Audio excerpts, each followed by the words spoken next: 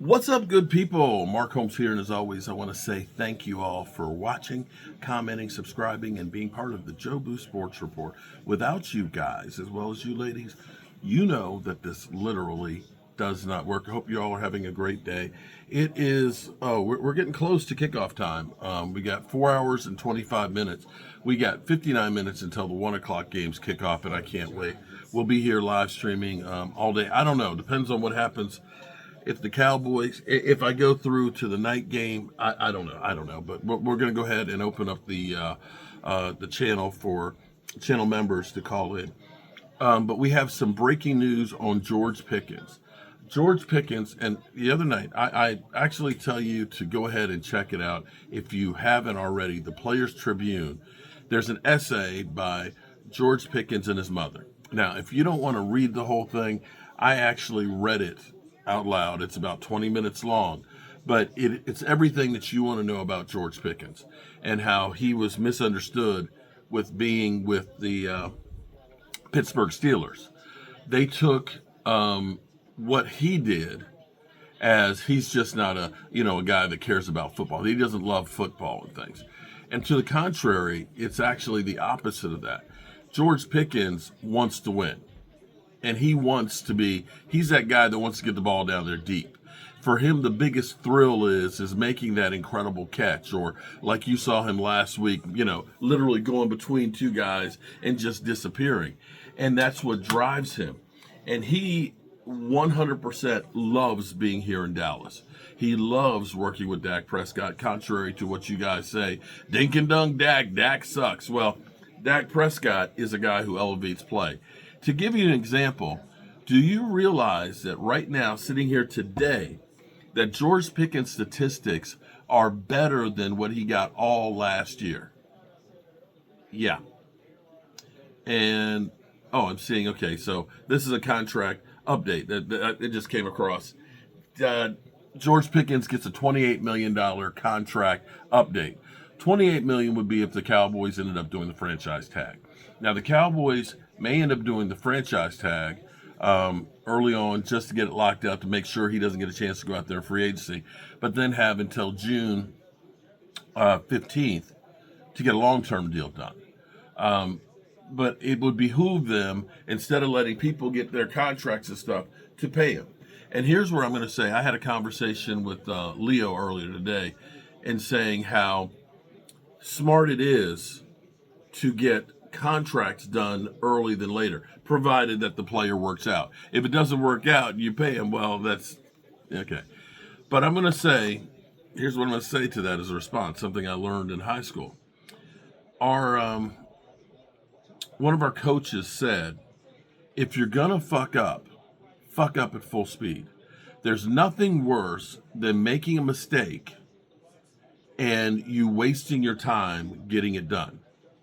You follow me? If you're going to make a mistake, it's better to make it sooner so you have time to correct it. And so when you think about Micah Parsons waiting till the fifth-year option to do the deal, when you could have gotten it done a year and a half earlier, the price is cheaper. And see, here's the thing you got to understand is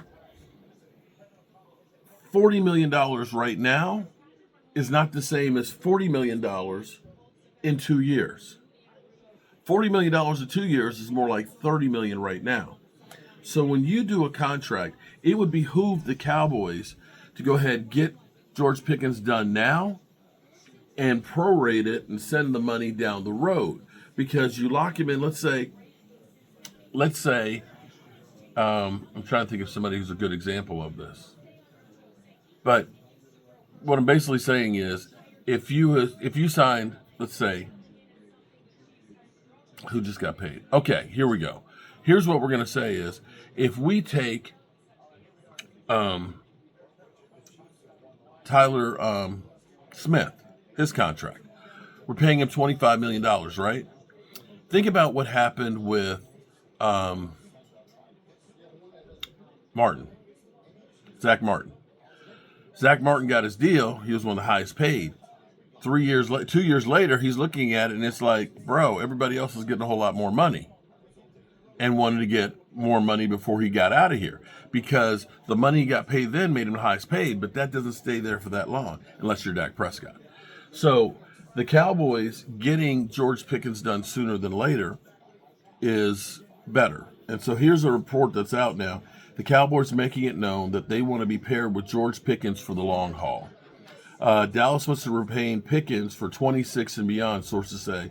Also, Brandon Aubrey's contract talks have surface level, but are within focus of hitting it in the offseason. So that's good news that the Cowboys are doing things different. Dallas has dipped its toe into contract talks with Aubrey, sources say, but those talks have not come to fruition and have been handled and will be handled in the offseason. I'm going to say, and this is the same thing I was talking with somebody earlier with, was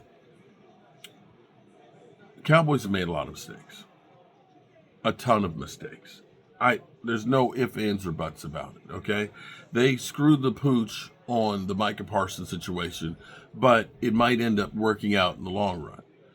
If it ends up being that Quentin Williams is the player like we saw on a regular basis last week, and if they end up taking that first pick from this season and end up turning into more picks or end up finding a stud, then you look at it and say the Cowboys have definitely won that trade after screwing the pooch on it. The thing that the Cowboys, at least you see that they're trying to do now, is instead of waiting till the last minute to do things, instead of saying we drafted Mozzie Smith and we're not going to, he's going to be here. He's going to be here, and we're going to try and make him into something. Or we traded for Kyler Elam, and, we're going to get our money's worth out of him. They just realize, cut bait and start over. And that's different for the Cowboys. The fact that they're sitting here with trying to do something with George Pickens and Brandon Aubrey, the fact that they're using their draft picks, which they always covet, that they're actually going through and trying to do something with those. And I will say this, the 23 draft was terrible. I think Schoonmaker is the only one that's left on the roster from that draft. You look at that draft versus the draft that we have this past season. So far, Tyler Booker, he's the real deal. Donovan Easy, best second-round pick we've had performance-wise since Diggs. Actually, Diggs' first year was kind of meh. It was okay. Second year was great.